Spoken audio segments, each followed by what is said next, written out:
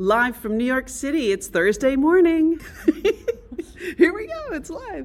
I am in New York and it's Thursday. Patricia is still on spring break from UMD, University of Maryland. So it's a solo episode today. We have a fantastic guest who I can't wait for you all to meet, so let's jump in. Welcome to The Art Equation. Welcome to The Art Equation, a podcast from Now Be Here.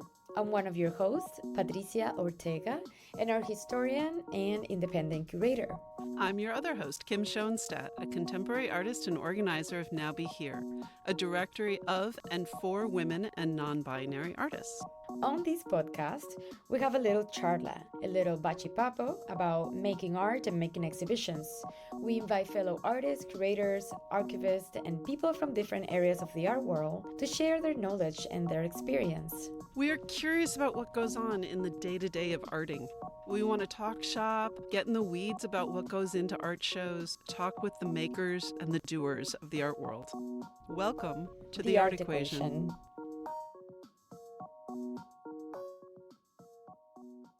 Our guest today is Matilde Guidelli Guidi from Dia Art Foundation. We are in the Foundation's library in New York City. For our listeners, Dia was founded in New York in 1974 and is a foundation committed to advancing, realizing, and preserving the vision of artists. Dia fulfills its missions by commissioning single artist projects, organizing exhibitions, realizing site-specific installation, and collecting in-depth the work of a focused group of artists of the 60s and 70s. I found this part interesting on the website that the name was selected to suggest the institution's role in enabling such ambitions. They selected the name Dia, taken from the Greek word meaning through. They have 9 permanent sites across the United States and Germany, as well as 3 changing exhibition spaces in New York. And they have a wonderful curator, Matilde, who we are lucky to get to speak with on the podcast today. Welcome to The Art Equation, Matilde. Thank you. Just so listeners can kind of get to know you a little bit better, I'm going to read an edited bio, but your bio is like really impressive and crazy. So this is just a little snippet. Matilde Guidelli Guidi is curator and co-department head at Dia Art Foundation, where she has organized exhibitions of work by Leslie Hewitt, Mario Merz, Senga Nengudi, Cameron Rowland, Meg Webster, and Jack Whitten, among others, and edited the helpful publication, An Introduction to Dia's Locations and Sites in 2021, as well as Jack Whitten, The Greek Alphabet Paintings 2023, and Populated Air, a primary source book on Nengudi in 2025. She is responsible for overseeing Dia's permanent cited works by Walter DeMaria, Max Newhouse, and Joseph Boys, and as the organizer of the Artists on Artists lecture series, she's commissioned a growing roster of contemporary artists to respond to their peers in Dia's institutional history. Prior to joining Dia, she worked at international institutions including the Musée Louvre, the Paula Cooper Gallery, and the Whitney Museum of American Art, and taught courses in art and architecture history at the City College and Hunter College, CUNY. Welcome. Thank you. So I kind of joke around that this podcast is a moment that I get to ask dumb questions that I've always wanted to ask. So I'm always curious about backgrounds. I worked with many curators through my years with Baldessari and his studio, and through my own work, but I've never really understood how somebody becomes a curator. Can you take us through your journey to becoming a curator? Yes, of course. I think as we were saying, as we were preparing for this, I think a big question for me is like, what is a curator? What people understand of what is a curator? I myself was born in Italy and finished my master's in France. And there, what a curator is predominantly somebody who administers and oversees and manages public collections as well as the national heritage. There is a lot of scholarship involved, and a curator of contemporary art, I think the big difference is that you work very closely with an artist. So you both have, in the best case, you work closely with an artist or with a group of artists. So sometimes to create new work as well. So that's going to present certain challenges, right? If you're working with a dead artist, they can't really talk back. True, but I guess generally speaking, I would expand the notion of curator to not only somebody who kind of oversees and maintains collections, but also works closely with an artist to realize new work and or to present their work to the public, and then of course also to make arguments through the exhibition and kind of create a discursive space in the exhibition that you decide to put together. My approach or my kind of arriving to curating, I guess I was trained as a historian. I studied art and architecture history in Italy, where I was born, and then in France, and then I did postgraduate studies here in the United States. But throughout, I continued to work jobs that had me close to either archives of living artists or living artists themselves. And that was working for several years for an art gallery called the Paula Cooper Gallery, where I produced exhibitions with artists, both presented within the gallery or other locations outside of the gallery, while at the same time keeping up their archives that the gallery maintains. But I also, at the same time, worked in different institutions in New York, predominantly working with art from the 60s and 70s onwards. And that led me to, a little over 5 years ago, starting to work at DIA. So one thing that is really interesting, I mean, I want to ask about DIA also, but one of the things that's interesting that you just said about your trajectory is you're coming also from focus on archives. And DIA, like I think of the dirt room, right? That's not Earth room. Earth room, thank you. The dirt room. It's dirt. It's dirt.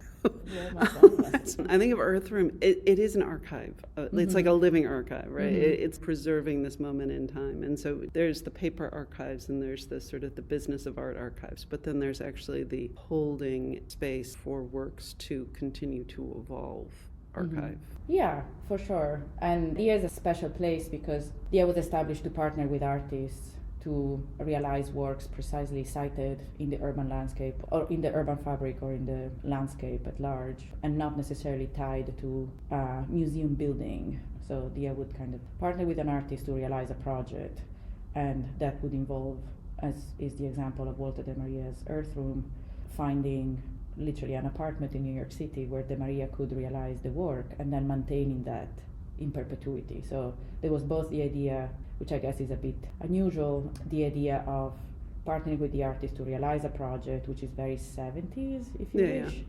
But then the project, rather than being ephemeral, there was this other parallel idea that DIA had, which is permanence. And therefore, today, one can visit the Earth Room in the exact state in which de Maria conceived it, at this point, plus 45 years ago. By working so closely with artists, then you're also able to get their sort of like, do this, don't do this. Yes, for sure. And you really get an understanding of where the limits of caring for the artwork are, right? Like as an artist, when I go into an exhibition, that's my first volley of questions are like, where are my boundaries? Yeah. Can I do this? Can I do this? Can I do this? Like, when do I hit the ceiling here? Yeah. So then when DIA is commissioning artworks, you are kind of playing with a similar game, I guess. Yeah, I guess every artist is different. Some artists have a very clear idea of what they want to realize, how to fabricate it, how to make it happen. They're given parameters and they come to you with a proposal that is kind of rare, but it happens. And then your role as a curator is very much that of a producer implementing the idea and kind of advising the artist in the most possible way, but also negotiating with or working together with the larger staff of the institution to realize this proposal. Most artists instead have many ideas, and therefore you become, if not a co-creator, definitely an important interlocutor in finessing the idea.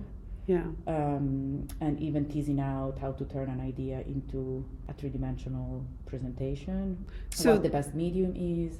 So it's really a spectrum in terms of where the conversation leads you as a curator in terms of how much advising versus managing and producing. But that's back to the question of what is a curator and what does a curator do? Like your job description, it's not like you do this, you do this, you do this. Like now you're talking about really co-creating. I would say more like a co-thinker. Yeah, or like coaching. Like helping the artist sort of refine the ideas so that it's an achievable, realistic. Yeah, both those are very important terms, of course. What are the boundaries of the institution? What the institution can do well is something that, as a curator, I know. and therefore I can convey to the artist, well, this idea is good, but this is not something we do well. Yeah. But at the same time, there's a kind of carrying the artist through the process of realizing an exhibition and thinking with them. Or also seeing sometimes when somebody's so close to an idea that they are wishing to realize, they might not see the big picture. So that helps also in my role to be able to say, hey, this is great, but actually this is how all this will come together. Right. So that is one commissioning. But then, of course, the beautiful part of the job at DIA is that, of course, we also still continue to work with artists who came of age in the 60s and 70s, some of whom are no longer with us. Therefore, there's both opportunities as well as managing a collection that is unique because of its formation, meaning that it's not only housed in our storages, but in the landscape. Well, that was one of my questions. Like, this is such a specific institution. For like, sure. And I always think of it as sort of like big boy sculpture, right? Like, so what drew you to, I mean, it feels like it was a bit of a natural progression, right? Moving from these institutions and then going to Paula Cooper Gallery, which is actually just a couple blocks away. But what drew you to Dia's Where I Need to Be? I think, to be honest, when I moved to New York, even before starting working at Paula's, I stumbled into Dia as a discursive space. And actually, in the library where we are now, this was our former program space. In 2021, we renovated the Chelsea galleries, and we have a new, relatively new at this point, 4 years old, bookstore and program space that is at street level.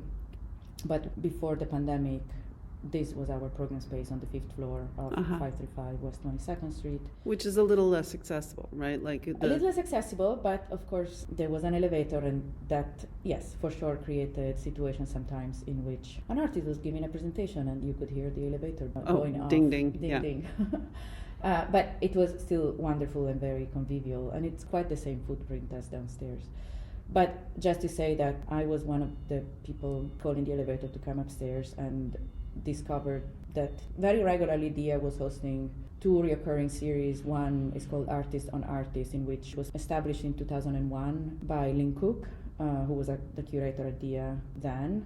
And the premise is very simple: to invite an artist, a contemporary artist, to think about the work of another artist in Dia's collection or program. So it doesn't need to be an artwork that is in the collection. It can be an exhibition that Dia has had in the past, but whose work Dia doesn't steward. And that happened once a month.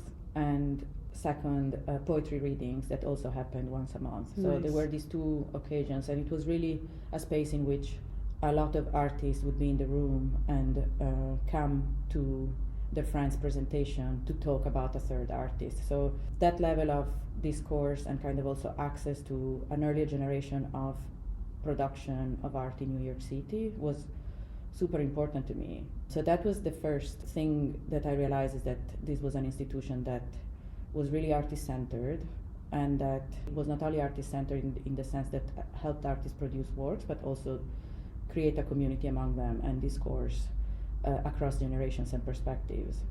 So that was very interesting. And then the other interesting thing to me is precisely how Dia has maintained itself as an institution that, yes, now for the past 20 years, we have Dia Beacon, which is a fantastic, truly incredible place and a repository of our collection, where we display the collection and we rotate it. But at the same time, it had this openness to continuing to think outside the boundaries of a traditional museum building. And that at the level even of infrastructure and logistics, that is something that is quite interesting to me. Yeah, this idea of time. Yeah. Right. Dia seems to have a different relationship to time.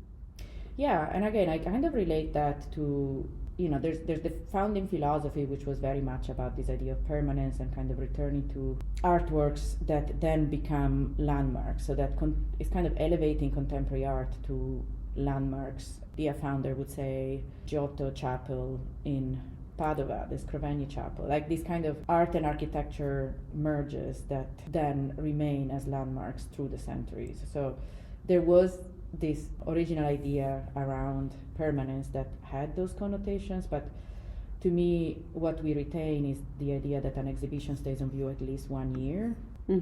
I think that's really beautiful in terms, again, of creating an opportunity or a platform for a group of people over a year to see the exhibition. And then, I mean, in all likelihood, everybody at the end of the year, not everybody, but like many people at the end of the year will have seen the exhibition, and that create a collective knowledge and awareness of this exhibition because of, and a collective memory of that.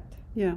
You're dealing with a different type of attention and developing a relationship, because there's definitely been shows like I could get through it, but I get full.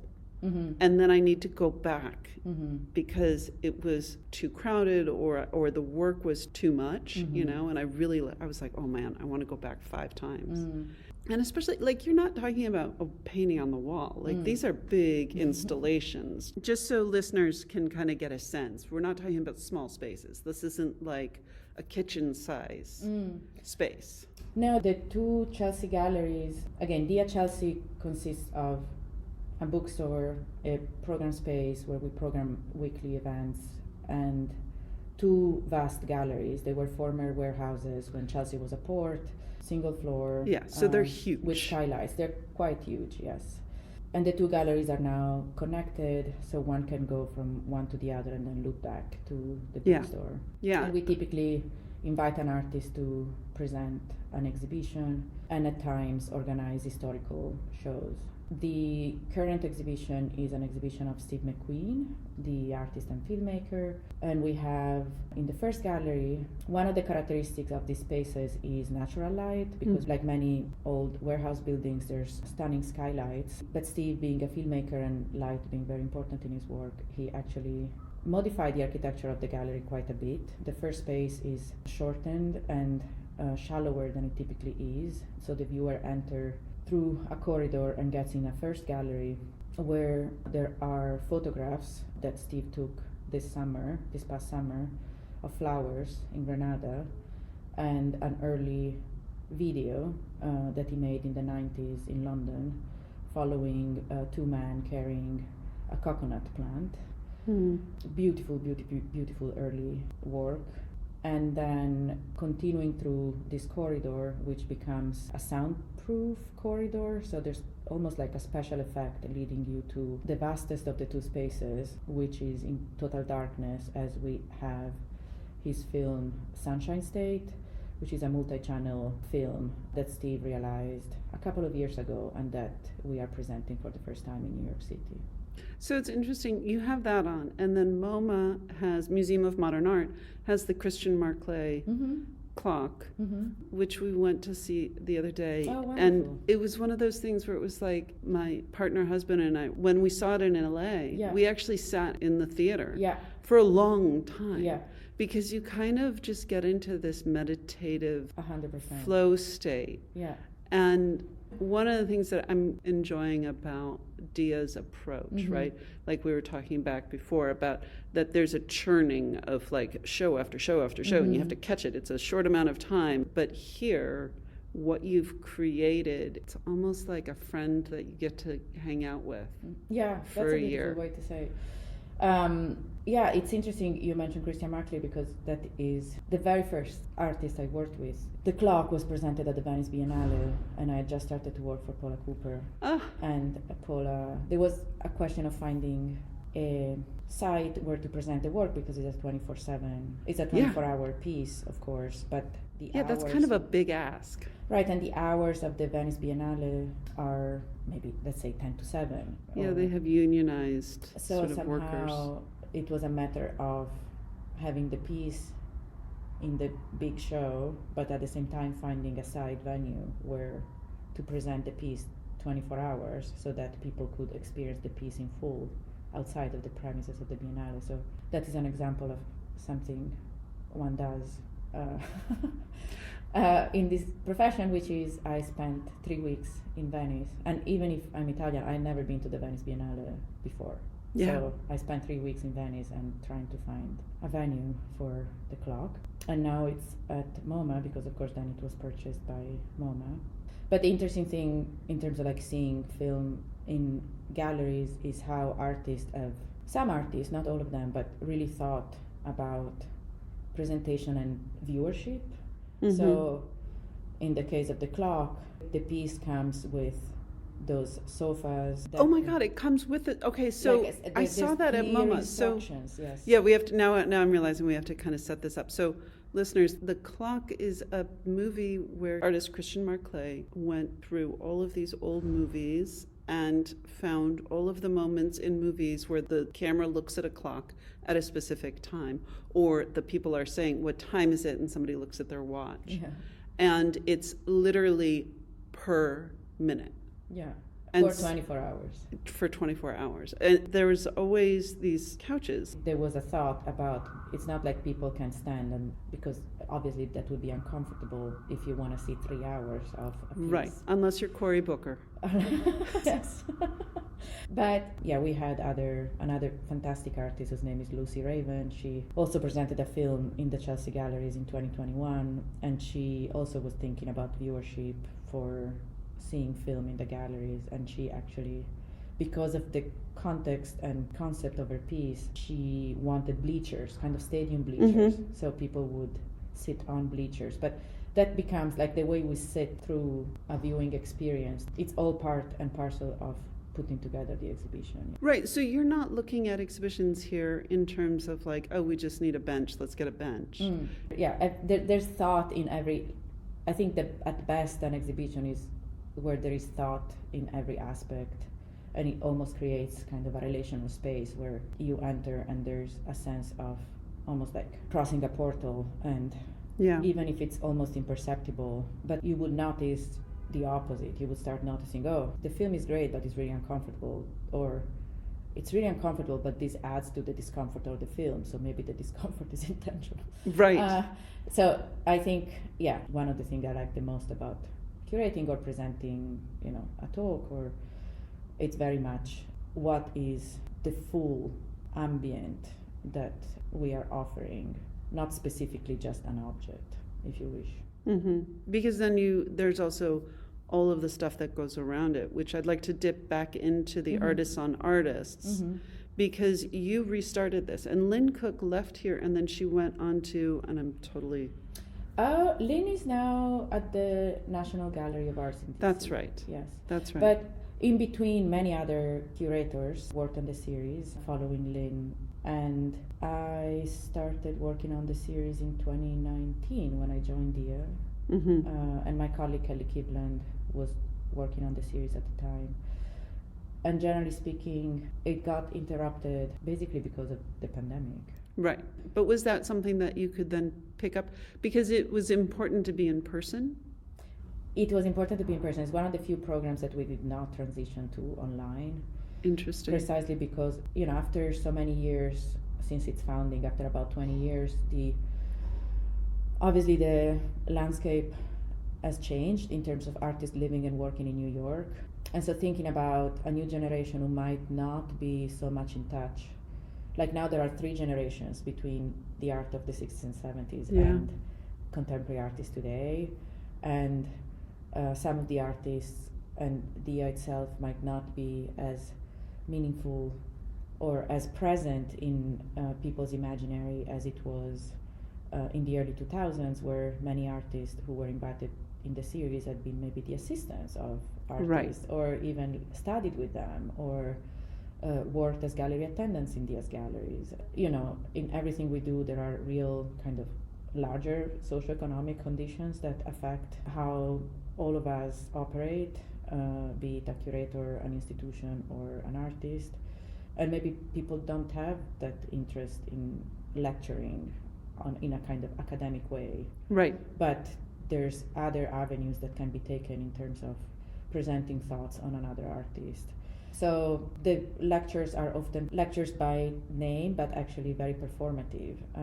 And to present online would have been really limiting, unless online presentation is the medium of choice of an artist. Right. That would have become very limited. And again, one of the most important things I think of the lecture is the discursive space and the audience. Yeah, I was going to ask, does the artist ever show up?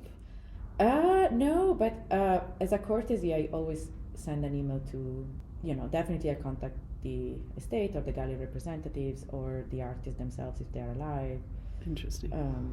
And typically, especially because we do research, and it's really, as everything at DIA is really a collaborative effort with the whole department. We're a very small curatorial department, and we work very closely on everything, and as well as with our program producer and our amazing AV technician. So that probably keeps it pretty nimble.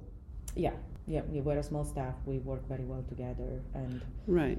Adapting to the needs of an artist. Yesterday night we had one lecture that was definitely very special. Oh, I'm sorry to have missed it. Who was that? The artist's name is Martine Sims. Oh, yeah. And Martine, a couple of years ago, visited The Lightning Field, which is a work by Walter de Maria, sited in the landscape in New Mexico. Western New Mexico. And it's quite isolated, and the methodology of visitorship is quite intentional. Only 6 people per night can visit it. And you stay in like a cabin? I stay in a cabin overnight, yes. And he put these lightning rods just throughout this giant field? Yes, stainless steel poles. It's an array of a grid of 1 mile per 1 kilometer. And there is nothing on view beside the field, and you take a flight, and then a smaller plane, and then a truck, and then finally you are at the lightning field, and somebody picks you up the following day after you spend the night. And Martine experienced this, and she was interested in the more metaphysical aspects of the work. De Maria was interested in invisibility and isolation, and the poles are stainless steel, so you can imagine in the high desert, as there's clouds, they may disappear because light is not hitting them in the same way, or at sunset they look like they're gold. There's this kind of dynamic of visibility that happens on the field, and you're also, sitting with yourself in the vast expanse of nature. Yeah, you have to be very present, I would think. Yes. I would hope people just kind of throw their phones away and... Yeah, that's our request, our suggestion. At this point with phones we can't enforce it, but no pictures, and... not a selfie space. There's basically no signal, but there's a phone in the cabin, a landline, in case there's an emergency, Of course, practical. But Martine visited and was very intrigued by the more metaphysical aspects of the work, meaning De Maria hinting at the piece as an energy field. What she decided to do is what is called a constellation reading, which, if I had to explain what a constellation reading is, at the intersection of a seance, kind of where spirits are evoked, and a group dynamic session, so more kind of into psychology and implicit biases and relational psychological readings that can happen even in a corporate setting. And so a constellation reading is facilitated by a constellation specialist and requires resonators, which Martine chose among friends of hers who participated in this public constellation reading, in which somebody asks a question and people are given roles to help the person who asked the question achieving an answer. And some of it is revealed to everyone, and some of it remains for the person who asked the question, in this case Martine, to her. And we had cameras and live feed that would essentially create this mise en abîme in the space, in which we had projectors projecting the live feed so that you would see what was happening on stage, but also see the work reflected and refracted on the walls of the space. And people essentially were invited to tune in what was happening as this kind of object theater / play / live TV episode. It was a mixture of a lot of things. But was it projected outside of the space or just within the space? Within. So there was this kind of reverberation. It's almost like the what was it? The Dan Graham. Yeah, creating some kind of live feed that feeds back on itself. Exactly. Yes. Yeah. So this is an example of how she picked on this one aspect of De Maria and built a whole situation out of it. This is what the series can produce. I kind of love that, because it's not a dry lecture about sort of like, here's what he did and here's when he did it and let's look at it from this angle.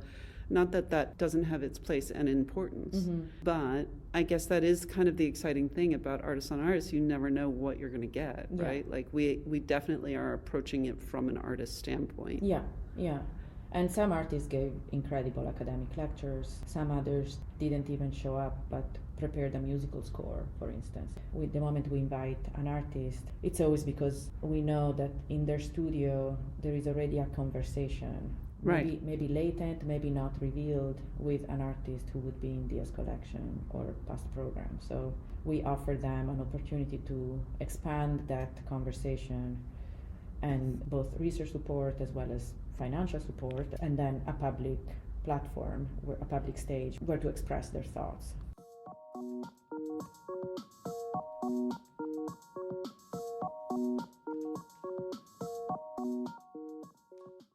Now I'm trying to put it all together. Yeah. You guys work on exhibitions that go on for a year. So how many years in advance do you plan? And then can you share what the process is like from the journey from conception to completion? Yeah. One thing that is helpful to think about is we have maybe 3 kinds of exhibitions. Not all exhibitions are the same.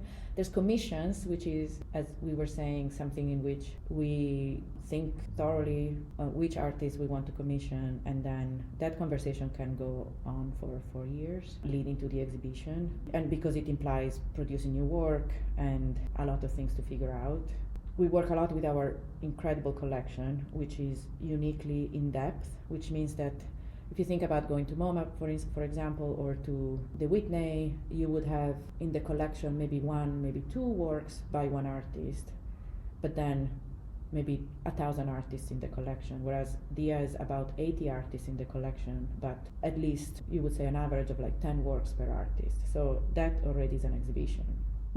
So we do collection exhibitions, and those might take less time, of course, to put together. But those are opportunities for us to do new research on works that are in the collection.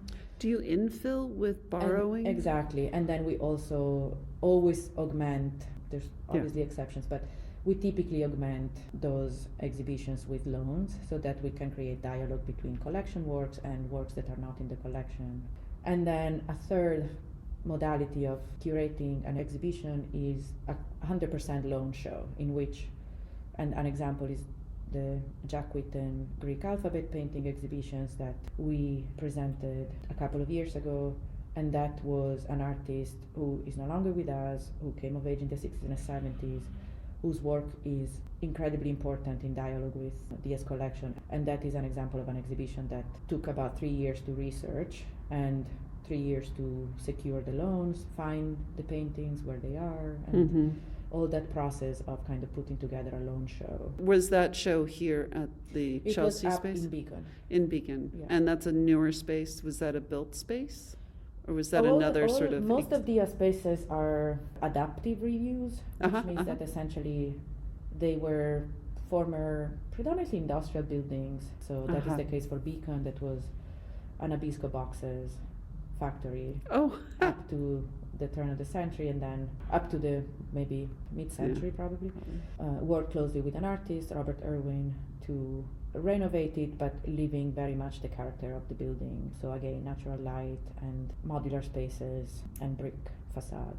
And I also like that the space, when it isn't used for programming, is also just still open to the public for like public respite. Yeah, if one wants to. And one of course, of the great things is that Dia Chelsea is free, which is quite incredible. We are surrounded by commercial galleries. Dia is a non-profit, so there's a huge difference in terms of operational economies. But we're very happy that the galleries, as well as the bookstore and the public program space, they are free admission, so somebody can come in, take a peek at the Steve McQueen work in this case, but also just pick up a book and sit in the program space and rest. Yeah, and that's important in this space. Yeah, especially in kind of like in New York, where there's so little space with that flexibility. I think none of us is used to that. Right. It's more like every space has a transactional nature. You enter, you cannot stay too long, you have to leave, or you have to pay, or so it's trying to create something that is welcoming. Almost like a community center in a way. Hopefully. Yeah. Yeah, but that is, I mean, it's kind of an interesting, it's kind of a radical concept.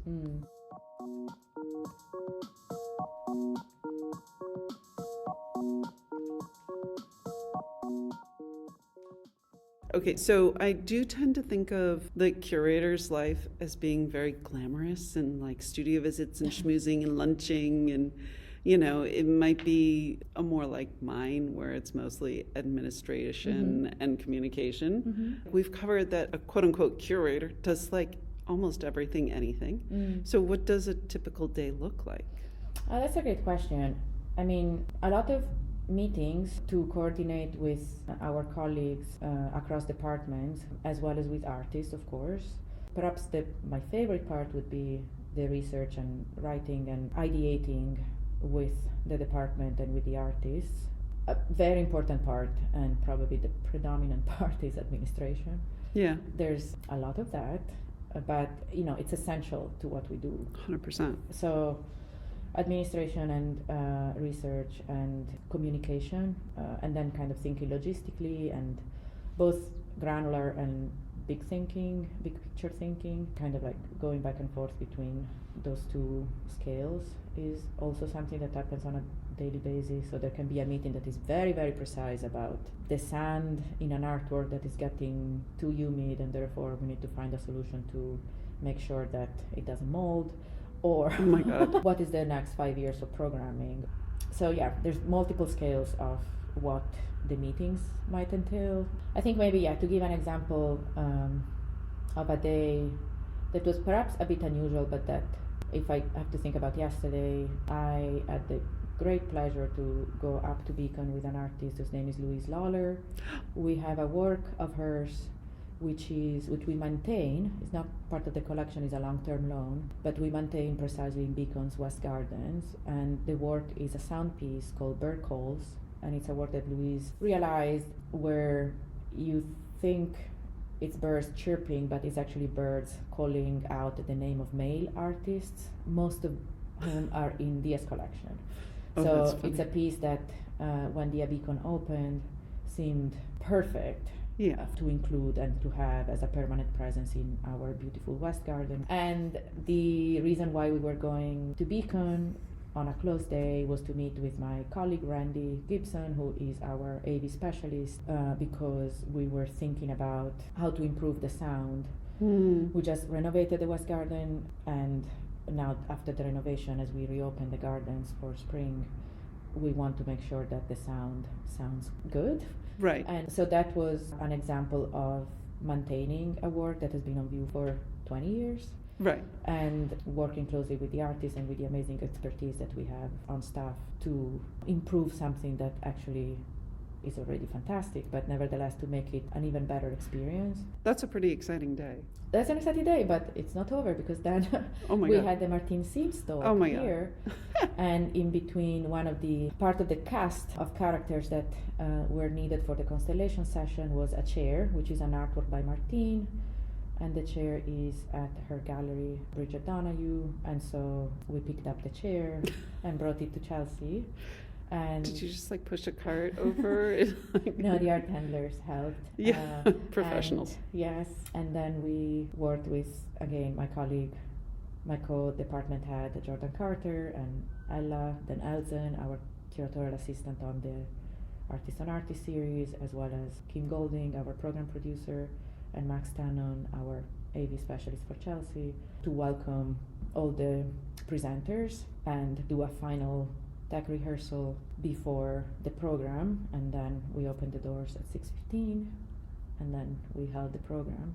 Oh my God. So that was an example of a day in which things that had been prepared for conversation with Martine started over a year ago. Conversation with Louise, almost basically around, okay, we are reopening the West Garden, how's the sound, what do you think, what should we do? It was an example of how a year of conversations panned out into a single day, if you wish. Yeah, no, that's amazing. Yeah, but kind of like, I think it explains also the temporality of what it is to work collectively and thoughtfully. Yeah. And so how much time it takes, it's not just, we're doing this talk with Martine, okay, let's schedule it for next week. no, it takes a year to gestate, for Martine to have an idea, maybe 2 years ago even, because she visited 2 years ago. Okay, so in one day you've been like an audio tech. Being a curator is a really dynamic job, and I think we it was the dynamic part, and maybe like it was a year of office correspondence. It can be that was an example of kind of the different speeds, and like to kind of try and convey how much sedentary and email exchange and kind of administrative and kind of coordination goes and thinking goes into then. So it happens that actually convergence is such that schedules align on the fact that in one day things can come to fruition, but things that had been in planning for 1 year. Right. Kind of amazing. Thank you. My pleasure. I think I have both more and less of an idea of what a curator does. Yeah. It's complicated. It's definitely, I think clearly collaboration again. It's not something that one person does, meaning one person can proactively mediate between the artist or an archive or a set of readings and ideas with a staff that makes it all happen together. So it's not a single solitary endeavor. Yeah. Amazing. Okay, so at the end of conversations, we have a sort of ending question, and it's really blue sky. Like you can go whichever direction you want to go with it. And the question is, what project would you do if you had unlimited funding and time? Oh my God. I know. Oh, that's really hard. That's a hard one for a curator, maybe, because you would probably have a few in your chamber that you're like, wait, but I could do this, but I don't want to talk about that. Yeah. But well, definitely like a vacation. That's the first project that comes to mind. What would the ideal vacation then look like? Going to an island that lays out and read. There we go. That's it. Okay, finally, we want to wrap up with some thank yous. Thank you so much, Matilde, for being on the podcast. Thank you. And we want to thank Sky Park Tausig for being our wonderful producer, Taras Matla at the University of Maryland Art Gallery, and Jonathan Formansky for letting us use your music. Thank you to our listeners. We're so grateful for your support of the project. I wanted to remind women and non-binary artists to join the directory. It's free to artists and users, and we're getting amazing feedback from curators who use it to get to know your work better. Again, thank you, Matilde, for speaking with us today. All right, everyone, we'll be back in 2 weeks. Bye. Bye-bye.